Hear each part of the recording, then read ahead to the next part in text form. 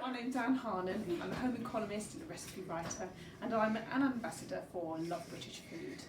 So today I'm going to be making a lovely soda bread, because a lot of people are enjoying baking at the moment, but with supplies the way they are, sometimes we haven't got bread flour, sometimes we haven't got yeast. So this is the way of making a lovely loaf of bread, but without those vital ingredients. I've got a 500 gram mix here of some mixtures of flours actually, both of which are slightly past their sell-by date. We've got a plain wholemeal flour, and also I've got self-raising wholemeal flour, and I've got a 500 gram mix. I'm going to use bicarbonate of soda as the raising agent, so I'm going to add a teaspoon of that.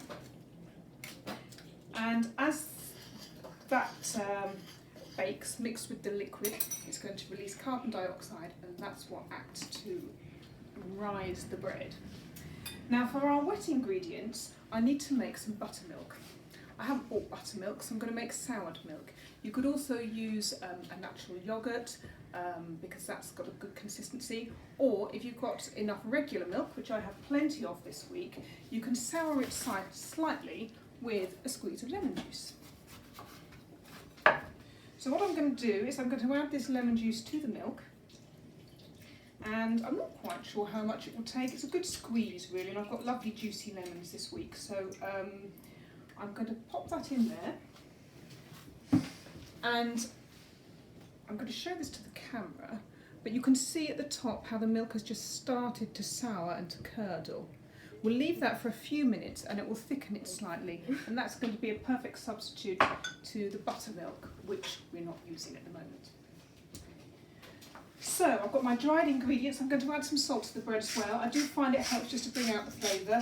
If you're not keen on adding salt to your baking, you don't have to add it.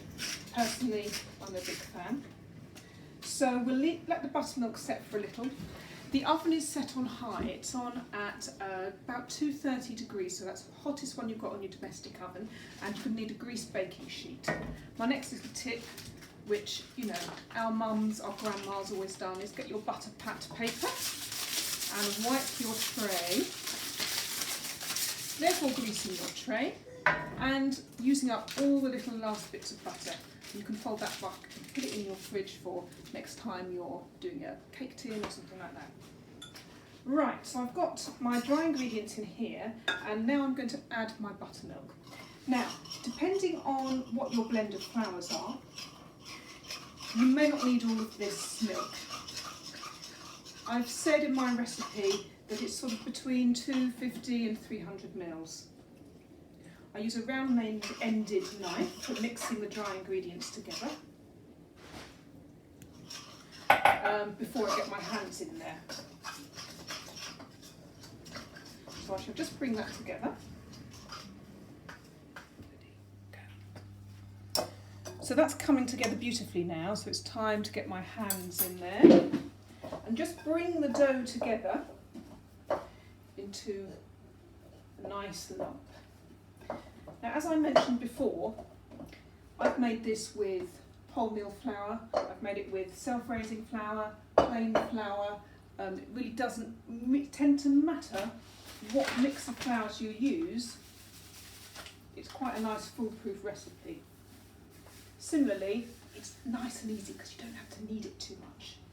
Don't put too much flour on your work surface, you don't want it to dry out too much, but we're just going to give it just a quick, gentle knead to bring it into a smooth ball, and from there we'll pop it on the baking tray and get it in the oven. So once the cracks have been removed and it's looking like it's quite a nice consistency, I'm just going to bring it together, round it off, pop it on my ready greased baking sheet. Now traditionally with this Celtic recipe we always slash across in the top, which is to let the fairies out as it's baking. So a nice sharp knife across on the top, and then as I mentioned, no proof, that's ready to go straight in the oven. In a hot oven, 230 degrees for about 15 minutes, and then you reduce the oven temperature down to 200 and cook it for about another 20 minutes or until the bottom sounds hollow when you tap it. So don't forget to put your timer on. Right, whilst that's baking, I'm just going to give you a handy hint for if you're doing baking at home. So after we've been kneading some dough, we've got floury hands. The worst thing you can do at this stage is to rinse them under the water in the sink, because flour and water makes a gloopy paste, and that will very, very quickly block up your plug hole, block the sink, and the last thing you want to do at the moment is to have to call out an emergency plumber. So by rubbing our hands we can get most of it off. Alternatively, you can take some of the dried flour and rub that over your hands, and that will have the same effect, or you could rub oil as well. And then the other thing I want to mention to you is these little dough scrapers, which are super handy. Now you can buy these online, but you could also make one yourself very easily out of, say, an ice cream tub lid, or a spread tub. And they are really handy because, as I mentioned about the flour down the plug hole, you've got all of this around the edge of the bowl as well.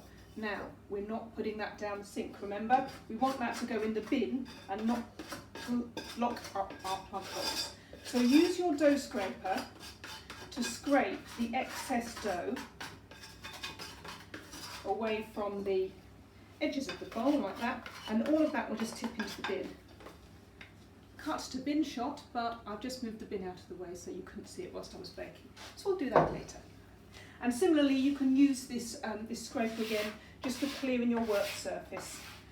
You want to do it whilst it's dry. The minute you go and put a wet J cloth on there, or a kitchen cloth, it's going to turn into that gloopy paste. So, nice, easy tidy up there. Oh, this looks nice. Yes, lovely hollow sound when you tap it, so that's ready. I'm going to let it sit and cool just for a little bit before we slice into it. So this has been sitting for 5 or 10 minutes and it's settled. Let's have a slice.